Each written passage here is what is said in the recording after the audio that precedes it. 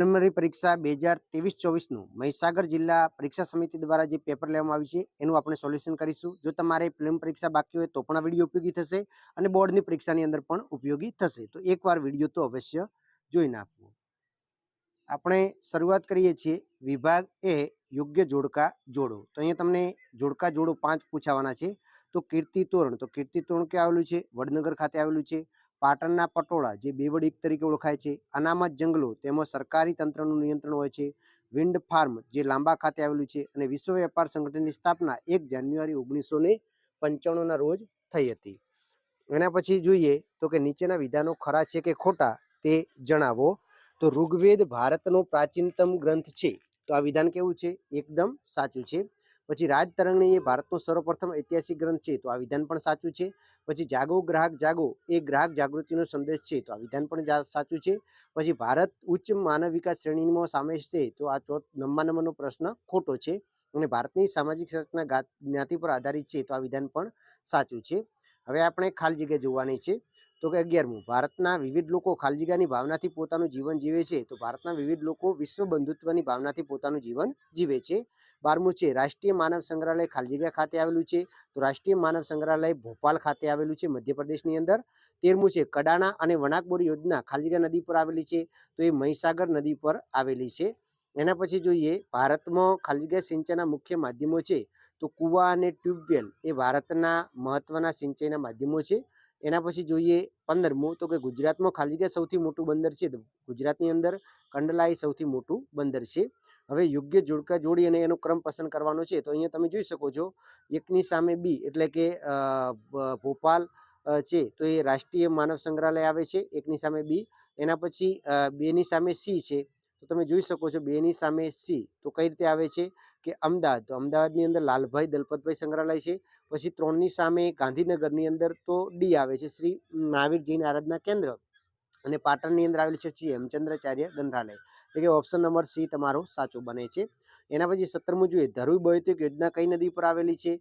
તો એ ધરોઈ છે એ સાબરમતી નદી પર આવેલી છે. એના પછી જોઈએ નાગાર્જુન સાગર કયા રાજ્યમાં સૌથી મોટી બૌદ્ધિક યોજના છે? તો આંધ્રપ્રદેશ અને તેલંગાણાની સૌથી મોટી બૌદ્ધિક યોજના છે. પછી 19મું, વિકાસશીલ દેશોમાં કયા ક્ષેત્રનું પ્રભુત્વ વધારે જોવા મળે છે? તો કે સેવા ક્ષેત્રનું પ્રભુત્વ વધારે જોવા મળે છે. પછી જમીન, મૂડી, શ્રમ અને નિયોજન શક્તિ શાના મહત્વના સાધનો છે? તો ઉત્પાદનના મહત્વના સાધનો છે. પછી ટૂંકા પ્રશ્નો છે. ઈસવીસન 1853માં કયા શહેરો વચ્ચે રેલવે શરૂ થઈ હતી? તો મુંબઈ અને થાણા વચ્ચે. કઈ બે? મુંબઈ અને થાણા વચ્ચે. પછી ગુજરાતનું સૌથી મોટું railway station Kalupur railway station Ahmedabad છે. પછી કઈ આર્થિક પદ્ધતિ બજાર પદ્ધતિ તદ્દન વિરોધી છે? તો સમાજવાદી પદ્ધતિ આવે છે. પછી વિકાસશીલ દેશોનું સામાજિક માળખું કેવું છે? તો વિકાસશીલ દેશોનું જે સામાજિક માળખું છે એ આર્થિક બાબત પર જોવા મળે છે. એના પછી 2 ગુણના પ્રશ્નો છે. તો એની અંદર જોઈએ તો કે ભારતની એક પ્રાચીનતમ પ્રજા તરીકે દ્રવિડનો પરિચય આપો. ઘણી વખત બોર્ડની પરીક્ષામાં પૂછેલો પ્રશ્ન છે. પછી ભારતના પ્રાકૃતિક વારસા અને સાંસ્કૃતિક વારસા, આ પણ મોસ્ટ ટાઈમ છે, ખાસ તૈયાર કરી દેજો. પછી સંગીત રત્નાકર અને સંગીત પારિજાત ગ્રંથની રચના કરનાર પંડિતોના નામ જણાવવાના છે.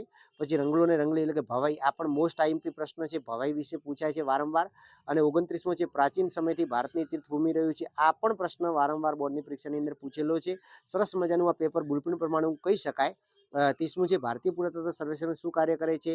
31 છે, ભારતમાં કયા કયા જળપ્લાવી ક્ષેત્રોમાં યાયાવર પક્ષીઓ શિયાળુ ગાળવા આવે છે? લોખંડના મુખ્ય પ્રાપ્તિ સ્થાનો જણાવો. તાંબાની ઉપયોગિતા અને ગુણધર્મો જણાવો. ઉદ્યોગોનું મહત્વ શું છે સમજાવો. સિમેન્ટ બનાવવા માટે કયા કયા માલની જરૂર પડે છે? નક્સલવાદી આંદોલન વિશે માહિતી આપો. આતંકવાદીની સામાજિક અસરો જણાવો. એના પછી સેક્શન સી છે, 3 ગુણના પ્રશ્નો. આ ચિત્ર જોઈને એના ઉત્તર આપવાના છે. તો અહીંયા તમે ચિત્ર જો તો કોનું છે? આ ચિત્ર ઓળખવાનું છે. આ કયા નગરનું ચિત્ર છે? ગુજરાતના કયા જિલ્લામાં આવેલું છે? માનવ વસાહત એટલે આ લોથલનું ચિત્ર આપેલું છે, તમને ઓળખી શકો. એના પ્રશ્નો જવાબ આપવાના થશે. આવી રીતે ચિત્ર આધારિત પૂછી શકાય છે. પછી પ્રાચીન ભારતનું નગર આયોજન સમજાવો.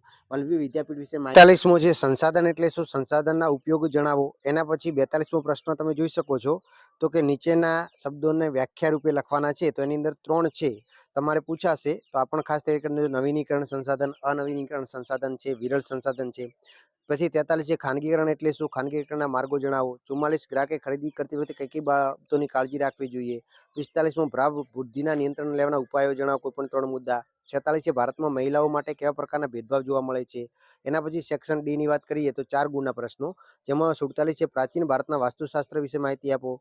48 છે પ્રાચીન ભારતનું ધાતુ વિદ્યામાં પ્રદાન જણાવો. 49 છે ડાંગરના પાક માટે કયા અનુકૂળ સંજોગો જરૂરી છે તેનું નોંધપાત્ર ઉત્પાદન કરનારા ભારતના રાજ્યોના નામ આપો. એના પછી 50 છે વિવિધ કૃષિ પદ્ધતિ વિશે સવિસ્તર માહિતી આપો. 51 છે વિશ્વ શ્રમ બજારનો ખ્યાલ સ્પષ્ટ કરો. અને 52 છે ધનિક ભારતમાં ગરીબો વસે છે વિધાન સમજાવો. અને 53 છે કાયદાના સામાન્ય જ્ઞાનની જાણકારી સાથે જરૂરી છે. અને 54મો નકશા પૂર્તિના તમારે પૂછાશે. તો મોટાભાગે સામાજિક જ્ઞાનના વિડીયો આપણી ચેનલ ઉપર અવેલેબલ છે, એ પણ તમે જોતા રહેજો જેથી કરી તમને કામ લાગે.